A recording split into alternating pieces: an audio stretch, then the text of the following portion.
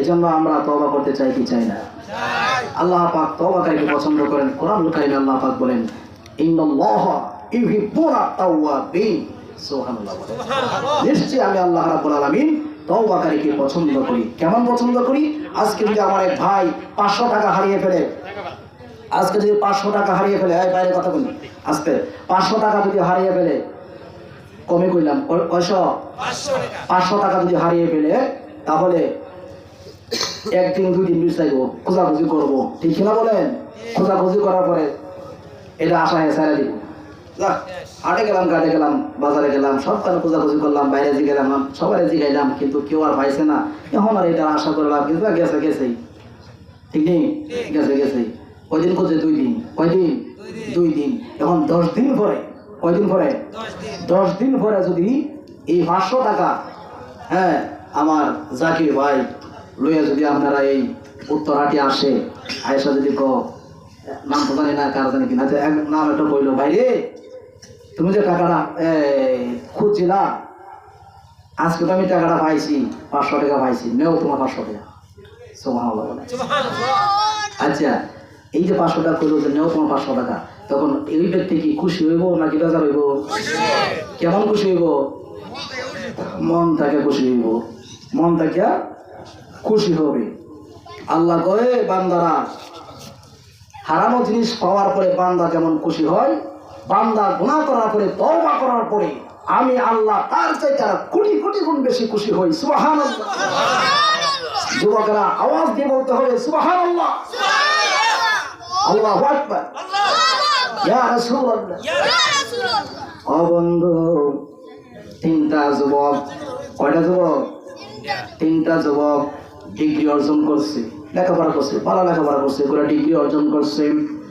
Degree অর্জন করার পরে মাস্টার্স ডিগ্রি কমপ্লিট, এখন চাকরি নাই, চাকরি না কি নাই, চাকরি নাই, ঘোরাঘুরি করতেছে, চাকরি তো পায় না। এখন কি করবেন? মা বাবা কথা কয় তোরে লেখাপড়া করাইলাম, হ্যাঁ, কোম্পানিতে চাকরি করতে পারছ না, ভালো একটা সরকার চাকরি তো না, কোম্পানির চাকরি নাই, তোরে কি করলাম লেখাপড়া করে?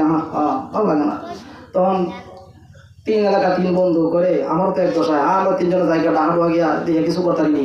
তখন ধান টান বেচা, হ্যাঁ, বুঝলেন না, ধান টান বেচা গেছে 3 জন ডাকা হয়ে গেছে, ঢাকা ঢাকাকে মনস্থ করছে। এখন কি করবো?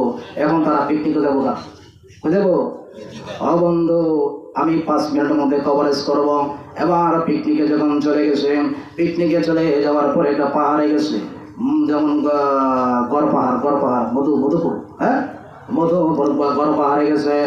আমার কেউ গেছে নিয়ে দিকে পিকনিকে? হ্যাঁ, মুরব্বী গেছে।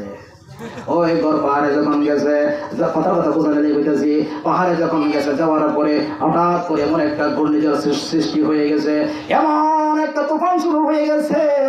এই তুফানের মধ্যে পাহাড়ে যখন উঠছে, তখন 3 জন যুবক কোথায় যাবে কোথায় না যাবে দিশা পায় না। হঠাৎ করে দেখে পাহাড়ের মধ্যে একটা বিশাল বড় একটা সুড়ঙ্গ, বিশাল বড় একটা গর্ত।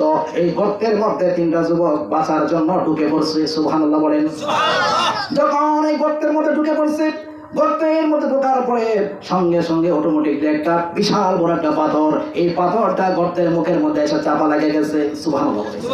যখন চাপা লাগে গেছে, তখন যুবকরা কান্নাকাটি শুরু করে দিল। একটা যুবক, কান্দিস না রে ভাই, তুফান হইতেছে, শিল পড়তেছে, বৃষ্টি পড়তেছে, বজ্রপাত হইতেছে, যখন থেমে যাবে তখন আমরা পাথর ধাক্কা দিয়ে আমরা বের হয়ে যাব, চিন্তা করিস না, অসুবিধা নাই। ঘন্টার পর ঘন্টা চলে গেল, 1 ঘন্টা চলে গেল, 2 ঘন্টা চলে গেল, 3 ঘন্টা চলে গেল, 4-5 ঘন্টা সময় চলে গেল। আপনারা জবান খুলে বলেন, বৃষ্টি হইলে তো 1-2 ঘন্টা 3 ঘন্টার উপরে বেশি হওয়ার কথা না, ঠিক কিনা? 5 ঘন্টা চলে গেছে। 5 ঘন্টা পরে 3টা যুবক মিলিয়া পাথরটারা ধাক্কা দেয়, কিন্তু পাথর আর